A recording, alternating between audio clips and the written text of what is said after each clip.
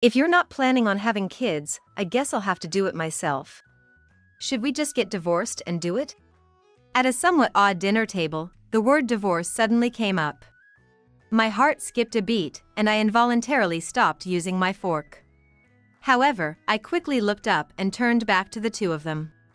So, we're getting a divorce, huh? What? Despite being the ones who brought it up, they both looked surprised.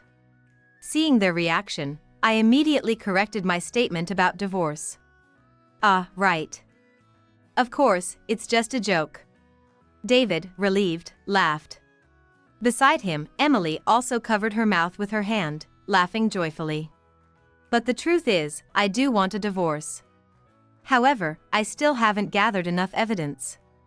It's too early to go through with a divorce without proper preparation. I want to get back at David and the others once everything is in place. I've always thought that way, but this conversation made me even more determined. Yeah. Just kidding. I joined in David's conversation, making sure they didn't suspect that I was actually considering divorce. My name is Lily Smith, 27 years old. I used to work in the administration department of a design company, but I quit my job to become a homemaker when I got married. My husband's name is David. I met David at a singles party invited by a friend. I'm not good at socializing. I spent my weekends at home and didn't go out for drinks or fun on workdays, living a solitary life. Naturally, I hadn't had a boyfriend for a while. People around me, like friends and juniors, were all getting married or had significant others. Whenever someone talked about their boyfriend or husband, I felt a sense of urgency. I thought it was about time to find someone. That's when a friend invited me to a mixer. My friend was surprised when I accepted the invitation. Wow, I just asked on a whim. Did something happen? Nothing. I just changed my mind, you know. I'm getting older and need to think about the future, maybe find a boyfriend. I shared my thoughts without hiding anything. Then, my friend laughed and said, "Oh, I see. You've changed your mind."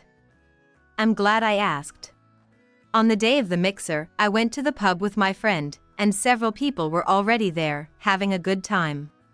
She easily joined the group, but I couldn't. Even as the mixer went on, I couldn't manage to strike up a conversation and just kept drinking alone in a corner. Maybe it's impossible for someone like me to find a boyfriend. As my glass neared emptiness, I was lost in thought. I could hear lively voices coming from around me. My friend was enjoying the mixer, being the center of attention in the group. I envied those who could enjoy such gatherings. I wish I could be like that. I was thinking of leaving early when I glanced at my watch, but just then. Hey, what's wrong? You look kind of lonely sitting here by yourself. Huh? A man approached me and started a conversation. This man, who would later become my husband, was David. Do you mind if I sit and talk with you? Yes, I mean, sure. David sat next to me, placing his drink on the table. We had already introduced ourselves earlier, so he knew my name. You're Lily, right? Yes. And you're David? That's right. Thanks for remembering my name. David seemed genuinely pleased and thanked me. After that, we didn't join the rest of the group, just continued talking, just the two of us. Our conversation ranged from work to hobbies, to where we lived, and more. Wow. Really? Perhaps sensing my nervousness, David tried to keep the conversation lively, and his easygoing nature made my tension fade away. David talked enthusiastically and listened with genuine interest. Before I knew it, I started to feel a connection with him. I thought it was kind of quick for me to get attached. But for someone who doesn't usually talk to people, this was enough to feel a connection. After the mixer ended, we went to a bar to continue drinking, just the two of us. David became more relaxed than he was at the mixer. Maybe he had been affected by the atmosphere earlier. But he still listened to me just as attentively. Seeing him like this, my feelings for him grew. I had a great time today. Thank you. Thank you, too. We hit it off so well that we exchanged contact information and made plans to meet again. After that, we started seeing each other frequently. I couldn't believe how well things were going. I had just decided to get a boyfriend, got invited to a mixer, and met someone I really clicked with. I was expecting more of a struggle, so it all felt a bit surreal. About 2 months after the mixer, David proposed, and we started dating. He was as kind and gentle as he had been before we were together. Whenever we had days off, we'd go for drives or take trips, spending time together. But David was often busy with work. So our days off together were honestly rare, and we probably spent less time together than most couples. Instead, we kept in touch through phone calls and emails. Saying I was satisfied and not lonely would be a lie. I wanted to see David more, to be with him. Those feelings only grew stronger day by day. But the days we did meet were filled with happiness. Each time, I was reminded of how much I liked David. One day, as I continued living this way, suddenly, David introduced me to a certain woman. "Let me introduce you. This is Emily Johnson, my childhood friend. Nice to meet you." Emily Johnson, the woman he introduced as his childhood friend. From what I heard, David and Emily have known each other since they were in kindergarten. They still visit each other's family homes and go out to eat together, just the two of them. "Emily's been a really good friend since we were kids." "Oh, remember that time when..." "Wait, why are you bringing that up now?" "That did happen, but still." David and Emily were completely absorbed in their own world, chatting away. Naturally, I had no idea how to handle such a situation. All I could do was watch the two of them with a forced smile. David noticed my discomfort and said, "Oh, sorry about that. I thought I'd introduce you since Emily and I will probably keep seeing each other." Honestly, I wondered why I had to be involved with his childhood friend. But I wasn't brave enough to voice these thoughts. I didn't want to make David or Emily uncomfortable, so I went along with their conversation. "So, that's how it is. But I didn't know David was meeting you today. I just showed up suddenly, I hope that's okay." "Don't worry about it. I'm really happy to meet you." "Really? Thank you." Emily smiled sweetly and thanked me. But as the conversation continued, David and Emily seemed to create their own world, leaving me out. At first, I tried desperately to join in, but soon realized it was hopeless and just sipped my coffee in silence. If they were going to talk just between themselves, there was no need for me to be there.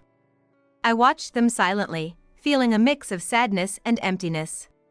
Eventually, 2 hours after meeting Emily, I was finally able to leave, having been treated like I wasn't even there the whole time. "I'm really sorry. It's been a while since I've seen Emily." "It's okay. I'm glad you could catch up." "Thanks. I'm really sorry." David apologized, looking genuinely remorseful. He seemed to think he had done something wrong. If that was the case, he shouldn't have created a world just for himself and Emily in the first place, which made me feel a bit angry. "No, really, it's okay." I accepted David's apology without any reproach. After that incident, David stopped mentioning Emily. Perhaps he realized it was a sensitive issue. He seemed more attentive to my feelings, as if he really believed he had done something wrong. While I felt lonely and anxious at the time, honestly, it wasn't something I needed to worry about so much. After all, they were childhood friends. It's understandable that they might get caught up in conversation after a long time apart. However, I couldn't bring myself to tell him not to worry about Emily. I didn't want to dredge it up again. A few weeks after meeting Emily, David returned to his usual self, and it felt like our normal life had resumed. A year later, David proposed, and we got married. At our wedding, there were family, friends, colleagues, and Emily too. Emily seemed genuinely happy for us. "Congratulations on your wedding. You know, David is a really great guy. I'm sure you'll be very happy." "Thank you." Emily made a point of coming over to me and saying these words. Her smile was a mix of happiness and sadness, a complex expression. After the wedding, we went back to our new home as a married couple. Even though we were already living together, moving in together as a married couple, I found myself being a bit shy. Next to me was David. Just the thought of living together in the same space made my heart race. I couldn't help but smile, thinking about our future together. I wanted to spend my life with David, but this happy life did not last long. David was still busy with work after we got married, but he tried to spend as much time with me as possible.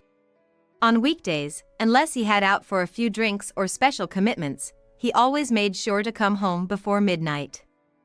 Even though he must have been tired himself, he always had kind words for me, who had been doing housework all day. On weekends, he spent all his time with me, taking me on trips and out shopping. It might seem ordinary, but I felt truly happy. However, one day, our life began to change drastically when a certain person started to intrude upon our lives. It happened one weekend when David and I were shopping in town. Suddenly, I spotted a familiar figure. It was Emily. Emily had seen us too and ran over to us, looking delighted. "Hey, David, Lily. What a coincidence. Emily. What a surprise," David replied, and as I was about to greet her, he casually reached out and touched Emily's head. He started ruffling her hair playfully. "Hey, David, stop it. You're messing up my hair." "Ah, sorry about that. I just can't help it when I see you." I understood that they were close, but seeing them like this made me feel uncomfortable. David seemed unconcerned, and Emily didn't mind at all. They started a conversation, paying no attention to me. Once again, I felt a sense of emptiness swirling inside me. Not knowing what to do, I looked at nearby products and thought vaguely about where we should go next. Emily continued talking to David, apparently aware of my presence but unconcerned. About 10 minutes after meeting Emily, the conversation ended. "Sorry. I didn't realize you two were on a date today. I just stumbled upon you." "No problem." "Right, Lily?" Yeah." Unable to deny it, I pretended not to mind. But from that day on, Emily often appeared wherever David and I went. The first 2 times seemed coincidental, but after repeatedly encountering her, I suspected they were coordinating. They always acted surprised to see each other. Their usual lines were, "Oh, what a surprise, and it's just a coincidence." Once, I gathered the courage to ask them, "Are you two in touch with each other? It seems more than a coincidence to keep bumping into each other like this." But they denied it. "No, it's just a coincidence." "Right, Emily?" "Yeah. Just a coincidence." They laughed together. Their expressions seemed somewhat mocking to me. Their interactions often involved holding hands or touching each other's faces. They engaged in what seemed to me like excessive physical affection. I couldn't object since they were childhood friends, but it still bothered me. "Wait, let's not hold hands, okay?" Lily looks upset. "Ah, sorry, Lily. Emily is just a friend, nothing more." "Don't worry." "What?" "I don't like you either." Emily's words led David to playfully put his hand on her head again.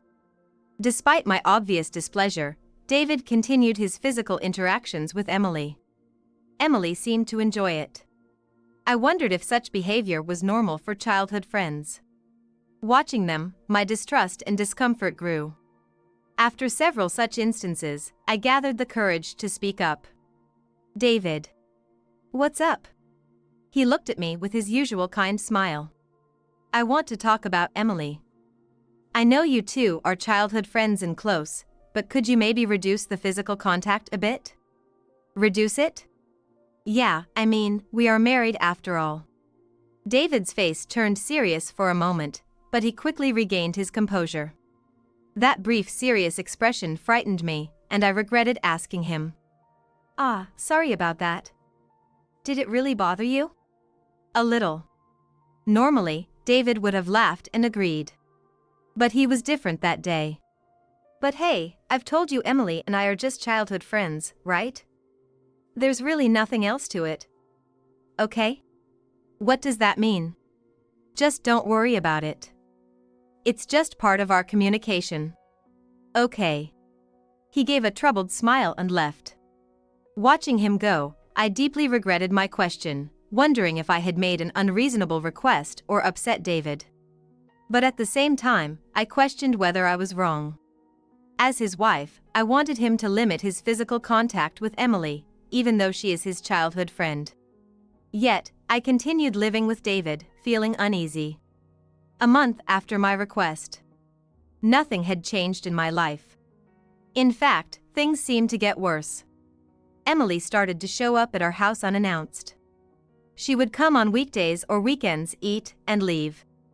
Of course, I'm the one who does all the preparation. Emily would just sit and talk with David on the couch. Even when I asked her to at least help carry the dishes, she'd dismiss it with, "You can handle that much on your own, right?" and laugh it off. By this time, David had completely taken Emily's side. He hardly listened to me and always talked about Emily. Really? Lily can't do anything on her own. Hey, don't say that in front of her. They laughed at me as if mocking. I felt terrible, obviously. When I silently returned to the kitchen, they complained about me. Is she sulking? Over this? That's a bit much, isn't it? I tried to ignore their voices and continued preparing the meal. Since she's coming over uninvited, it would be nice if she at least helped with the preparations. Yet, I'm the one who ends up being complained about. It's incredibly rude to suggest that I'm sulking or can't do anything on my own. Emily comes over several times a week. And always stays for a meal. There's no sense of calm even during dinner. She sits next to David and continually teases and distracts him. David seemed to enjoy it.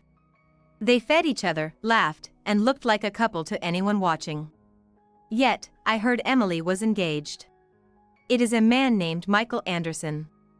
A high-ranking employee at the same company as her. I've heard he's currently overseas. But still, considering she has a fiancé, I can't help but think it's inappropriate to continue such excessive physical contact with a childhood friend like this. Could you ask Emily to cut back on her visits a bit? The food expenses are adding up, and it's more work to cook. But David laughed off my request, dismissing my concerns. But he says Emily is single and gets lonely at home. Maybe you could be a bit more understanding. But don't worry about it. David didn't seem to have any intention of reproaching Emily. Sometimes, I felt he seemed happier with her than with me. Why couldn't he give me that same smile? Slowly, my feelings turned to resentment, not just towards Emily, but also towards David when I saw him with her. A year after our marriage, Emily continued to frequent our home.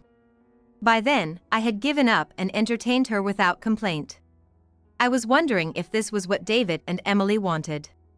Their physical closeness intensified, and they seemed happier than ever. It looked like this routine would continue until Emily got married. The thought alone was depressing. Divorce. The word started to cross my mind occasionally. But I couldn't bring myself to act on it, and time just passed. However, one day, a comment from Emily sparked my decision to divorce.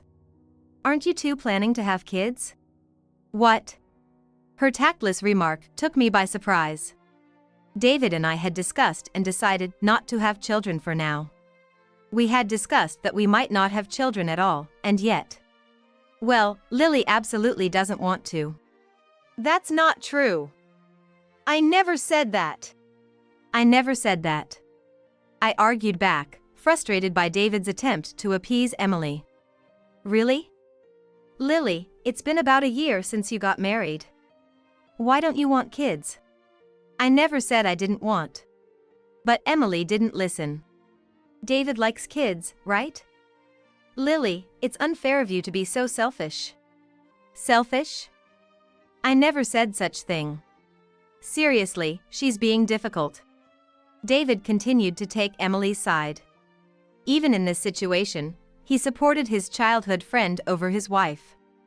I finally realized that I might not be able to continue with him. Then Emily said something outrageous. "If you don't want kids, I'll have them for you. Maybe we should just get a divorce and do it." David laughed along with Emily's comment, not rebuking her for bringing up divorce. Suddenly, the mention of divorce sent a shock through me, causing my heart to race and my hand to stop mid-air with my folk. Joke or not, there are things you just don't say. I was dismayed by their lack of discernment. But I quickly faced them and said, "So, we're getting a divorce, huh?" "What?" They were surprised, despite initiating the topic. I immediately corrected myself. "Just kidding. We'll think about having kids soon." "Ah, right. It was just a joke." David laughed, relieved. Emily also smiled, covering her mouth with her hand. It was supposed to be a joyous occasion. But the truth was, I did want a divorce. Despite saying it was a joke, I couldn't stop thinking about it. Now I was determined to actually go through with it. Emily's comment was a blessing in disguise, giving me the push I needed. However, it was too soon to act. Right, just a joke. As I answered David, I thought about my next move. From closely observing David and Emily, a thought crossed my mind. They might be having an affair. My options were limited. After much thought, I decided to hire a private investigator to gather evidence of infidelity. I also tried to sneak a look at David's phone. If they weren't cheating, I'd have to think of something else. But that wasn't necessary. When I checked David's unlocked phone, I found a plethora of exchanges between him and Emily. The content was damning. Sweet conversations like lovers, messages hinting at a physical relationship, and photos from their hotel visits. There was more than enough evidence to call it proof. Considering the phone was unlocked, it seemed like David had let his guard down completely. Moreover, the detective agency's investigation revealed that he and Emily met frequently. Mostly at hotels. Checking the dates they met, they all coincided with the days David told me he would be late. He had been lying due to overtime or drinks with colleagues to meet Emily secretly. Though I had a sense that they were having an affair, seeing solid evidence made it all too real and left me with indescribable feelings. During this time, David and Emily's behavior didn't change. Emily kept coming over for meals and teasing me. Unaware of what I was doing behind the scenes, the two of them carried on with their carefree behavior, which seemed almost comical to me. About a month after I started gathering evidence, David invited me to an event. "There's an engagement party for Emily next month." "An engagement party?" "Yeah. You know, Emily's fiancé is quite an important person, so they're having a sort of unveiling party to celebrate their marriage." "So, her fiancé is coming back for it?" "Yeah, I think he's already back." The engagement party didn't concern me. The idea of having such a celebration while having an affair baffled me. "That's nice. Were you invited? You should go." I spoke dismissively, feeling a bit resentful towards David's nonchalant attitude. However, his response was unexpected. "What are you talking about?" "You're coming with me." "Me? Why?" "Because you've always been so helpful to Emily." "Oh, is that so?" "Wanted because of gratitude." I wondered if that was the real reason for my invitation. My trust had eroded so much that I even doubted why I was invited. But it would be rude to decline. "You're not a fan of parties, right? Can you handle it?" "No, I'll go." They invited me, after all. David's face brightened at my response. "Great. I'll let Emily know." David, looking pleased, took out his smartphone, possibly to contact Emily, and headed back to his room. Honestly, I didn't want to go. The last thing I wanted was to witness Emily's happiness. While wondering why I was even at this party, a certain strategy came to mind during the preparations. Using this party, I could drastically change our current situation. With that idea in mind, it made sense to use the party to my advantage. What I was about to do might be considered low. But I had suffered enough from David and Emily's actions. A little retaliation seemed justified. I proceeded with the party preparations while also planning my revenge against the two of them. A month later, the day of the party arrived. On the day of the party, David and I dressed appropriately and headed to the venue. The lavish decor of chandeliers, carpets, and tables was overwhelming. David, who used to be supportive, was now busy scanning the crowd. The guests were all distinguished-looking people, and I felt out of place. Then someone called out to David. "Hey, David. Glad you could make it." Turning towards the voice, I saw Emily. Beside her stood a fresh-faced young man and an elderly couple who looked kind. Apparently, the young man was Michael, Emily's fiancé. And the older couple were her parents. "Congratulations, Emily." "Thank you." "Congratulations to you too, sir, ma'am, and you, her fiancé." "Thank you for your kind words." David's demeanor was unusually formal and respectful, a side of him I hadn't seen before. Thinking back, I realized I had never seen David act like this before. After the announcement, the party officially began. After getting our food, I returned to my seat, marked with my name tag, and found David chatting happily with Emily's parents. "So, David, you and Emily have been childhood friends, right? What was she like back then? Emily as a child?" "Hey, don't embarrass me." David, ignoring Emily's embarrassment, shared stories from their childhood. "She used to love catching bugs and running races. We played a lot of tag together." "Are you really going to tell them that?" Emily squirmed with embarrassment, but didn't seem entirely displeased. "You two really seem close. I've always noticed how you're together, almost like real siblings." I knew it was impolite, but I couldn't let this opportunity pass. I had to implement my plan. Feeling apologetic, I nevertheless interjected. David seemed surprised by my interruption, his eyes widening in disbelief. "Is that so? What's Emily like when she's with you, David?" "They're very close. It's like being with a lover."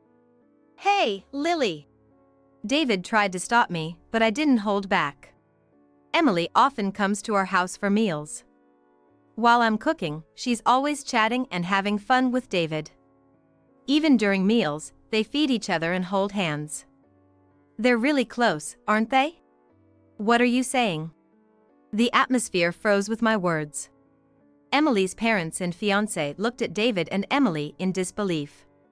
Feeding each other? Yes. Oh, I don't have photos of that, but I have photos of them being close.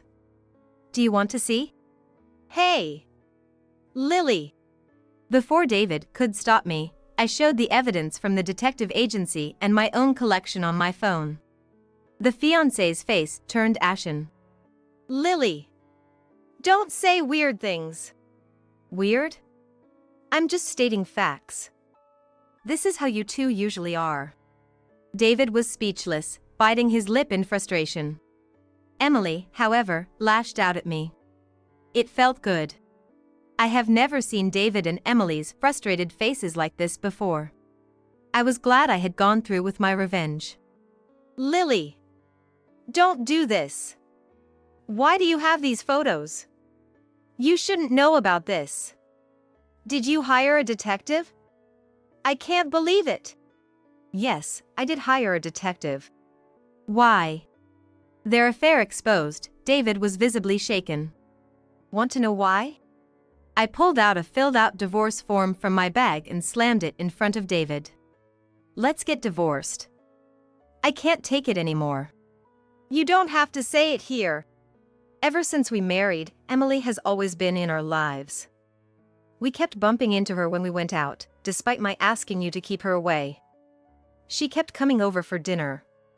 And then you lied about working late to go to hotels with her. There's no point in staying married. I let it all out. David raised his voice, drawing everyone's attention. I know it was wrong, but if you knew it was wrong, why didn't you stop? Didn't I ask you many times to stop? Aren't you even sorry? Well, yes, But. Right, you're not sorry. If you were, you'd apologize instead of making excuses. Sorry. Emily interjected, trying to stop our argument. Hey, stop. Not here, not like this. Hey, Michael. Dad, Mom, help me. But her parents and fiancé didn't come to her aid. Emily, those photos are real, aren't they? What? I'm asking if they're real. But I guess it's pointless to ask, you wouldn't admit to cheating on your own. Michael looked deeply upset. It was understandable, he must have been thinking about his fiancée Emily all the while working overseas.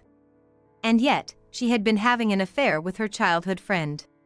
With so much evidence, I can't marry you. I was a fool to trust you. Wait. It's not true. It's all lies. Lies? So, you're saying Lily made all this up just to trap you and David? Yes, that's it. Really. I couldn't take it anymore. They had used me to their advantage, and now, Emily still refused to admit her infidelity. Were they still trying to manipulate things to go their way? I couldn't take it anymore. They had used me to their advantage, and now, Emily still refused to admit her infidelity. Who would do such a thing for you? I'm not that idle. If I were to spend my time on you, I'd rather find a new hobby. What did you say? My words angered Emily. But her parents intervened her. Emily, stop it. Aren't you ashamed? Dad. I never thought you would do something like this. Sure, you and David were close, but I didn't think it was in that way. It's truly embarrassing. Don't say it's embarrassing. It is embarrassing. Michael, I'm so sorry. I understand if you can't marry her, and we wouldn't mind if you call off the engagement. I'd like to apologize as well. I'm truly sorry for what happened. Seeing her parents apologizing to Michael, Emily seemed to finally realize the irreparable mistake she had made. She was in tears, desperately pleading with Michael. Please don't break off the engagement. I've had enough. I can't marry you. No. David, seeing Emily's state, also apologized to me. Lily, I'm really sorry. I won't cheat again. Please don't divorce me. But I couldn't trust him anymore. Really? I can't believe you. We're getting divorced. I'm seeking alimony. You should be with Emily, she's available now. No way, please reconsider. No. I can't live with you anymore. I pushed the divorce papers at him again. Understand this, there's no going back. Agree to the divorce now. Seems to realize I was serious. David finally agreed to the divorce. Finally, I could separate myself from this man. I wouldn't have to see Emily's face anymore. The realization of this fact brought me so much joy that I couldn't help but smile. A few days later, our divorce was finalized. I received alimony from both David and Emily. Emily's engagement was also called off. Despite the scandal, neither of them quit their jobs, probably to pay the alimony. Given the commotion that had occurred, I thought the reasons for our divorce would surely circulate at both of their companies. I had thought the scandal might make it uncomfortable for them to continue working at their companies, but it turned out they both couldn't afford to quit their jobs, needing to earn money to pay the alimony. In a way, I felt they got what they deserved. Admittedly, thinking this way might suggest I'm not entirely without malice. A year after the divorce, I apologized to Michael for ruining the party. However, he kindly said, "No worries at all. In fact, thank you for telling me about Emily's infidelity. It really helped me." A year has passed since my divorce from David. Now, I live comfortably alone in a new town, working a new job. I'm not sure what David and Emily are up to, but since the alimony is being deposited monthly, they must be managing somehow. It seems I'm better suited to living alone rather than with someone else. I likely won't marry again. I want to cherish these peaceful days that I hope will continue indefinitely. With this thought, I enjoyed my favorite tea alone, as I did today.